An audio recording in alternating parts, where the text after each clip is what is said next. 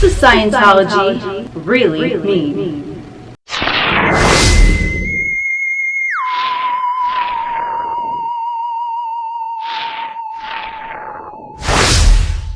Egosumoklos este peregrinos vasi optim, domina est per noctem, nuntius veritates, voltus, vide, scire, este quid vos videtis.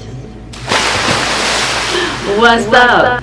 So today's topic, we are going to be speaking about Scientology. I recently made a video in regards to Dianetics, and this is basically what I am dubbing the Bible of Scientology, and it was written by a fellow named LRonHubbard. Speaking of LRonHubbard, why don't we introduce today's wonderful sponsor, Mr. LRonHubbard.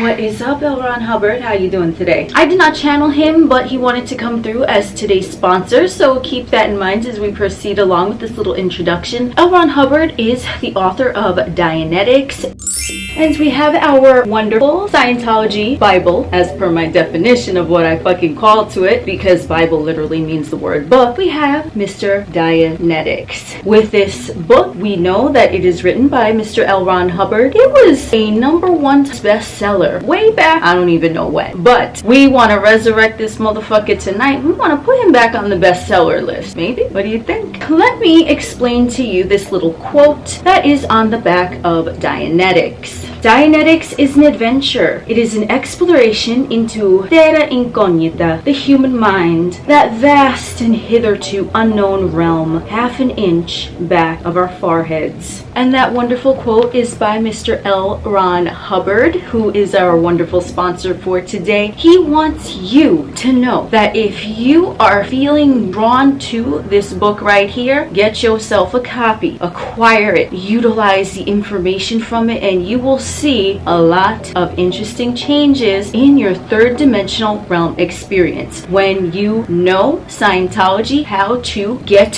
through and relate to unknown land, terra incognita, what happens is that you become more and more master of your own third dimensional realm experience. This is one of the keys to mastering the mind, friends. Pick up your copy today. Thank you, Mr. LRonHubbard, for sponsoring today's video. Let's get back to the show.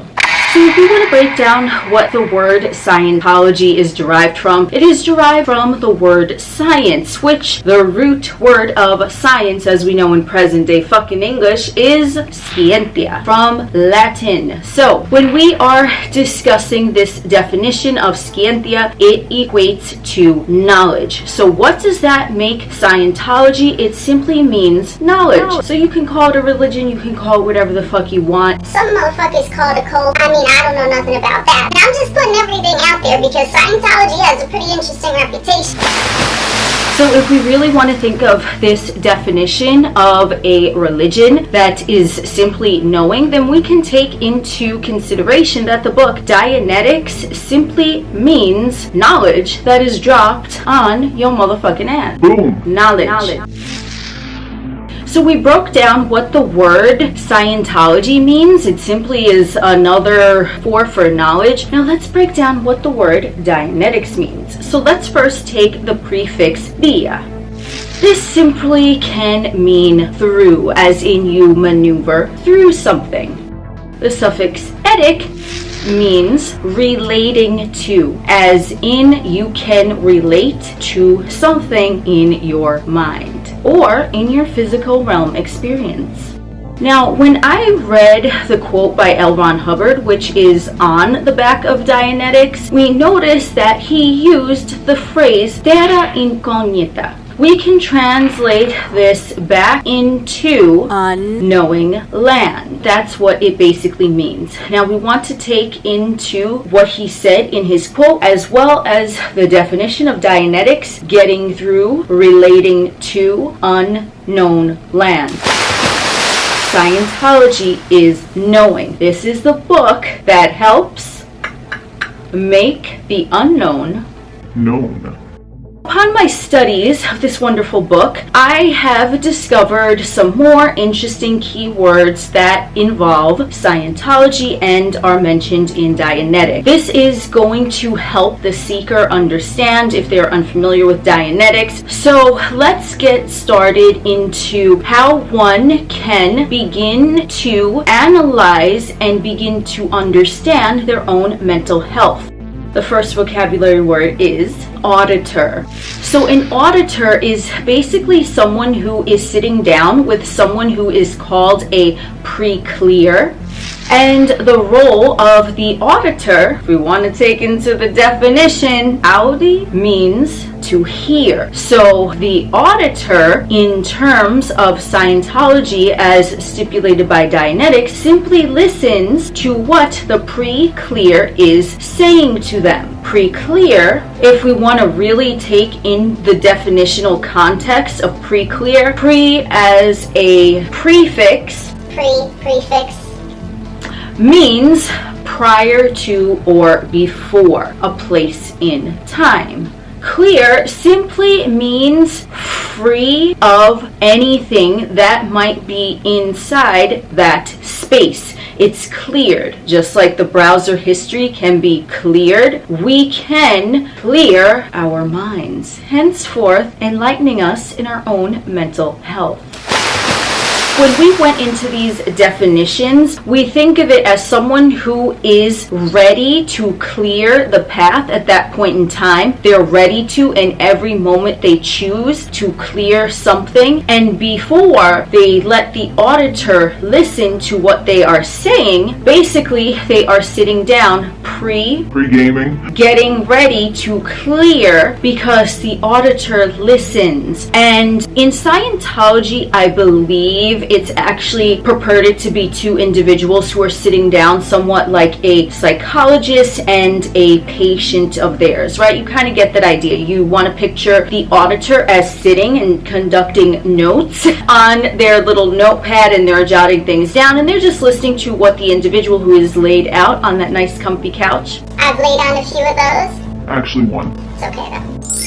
And we are now seeing that the pre-clear, as they perch upon the couch and settle themselves in comfortably, they begin to tell the auditor who listens, and then the auditor can provide feedback to the pre-clear, because the auditor is basically someone who has already gone through and related to the aspects of mind, terra incognita, as how they say in the LRonHubbard quote, which is unknown land, uncharted territory. Scientology, knowing Dianetics through relating to terra incognita, unknown land. You have not been there before, but perhaps, just perhaps, the auditor who is listening to you, or whoever it is, has been there, and so they can offer their advice and expertise and guidance. It's sort of like a student and a master type of deal, or we can look at another metaphor of a psychologist and patient who is voicing what is going on in their head to their psychologist. So why am I bringing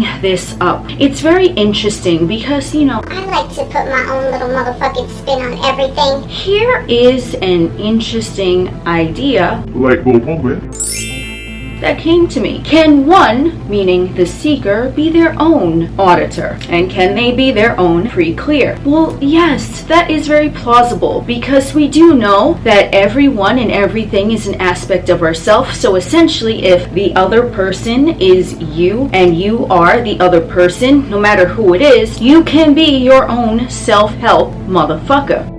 If you sit down and if you get ready to pre-clear, which means you are ready to have whoever it is listen, even if it's just your fucking journal, you can go in there and pretend that your journal is essentially like a auditor or a psychologist or a master of something that has already been through and related to the unknown land that you are about to explain to them. Now, you can do this on on your own, because as I just said, if you sit and if you sometimes word it out for yourself, then you can become your own auditor, because sometimes when things are put into words and we see them in front of us, it helps to make them more plausible and easier to understand, rather than these thoughts just being inside the mind. Think about it. The thoughts running amok inside the mind actually are very, very nebulous. But once you put them down on a piece of paper, no matter what type of thought it is, and you imagine that that piece of paper is listening to you and it already understands you, that, because the piece of paper or the auditor, whoever it is, if you choose to have another individual in a physical vessel listen to you, that's totally up to you. But if you don't, you can pretend that the notebook or the journal is a fucking auditor and all they're doing is listening to you. But since you impressed upon them the intention that they are going to understand you, now that book is going to understand and is going to reflect back to you in the mirror reflection, because remember, everyone and everything is you, and then it will give you the answer as coming from a master, from a psychologist, from a auditor's perspective, someone who has already been through and related to the unknown land that you are seeking assistance in. Can this be beneficial no matter how you look at it?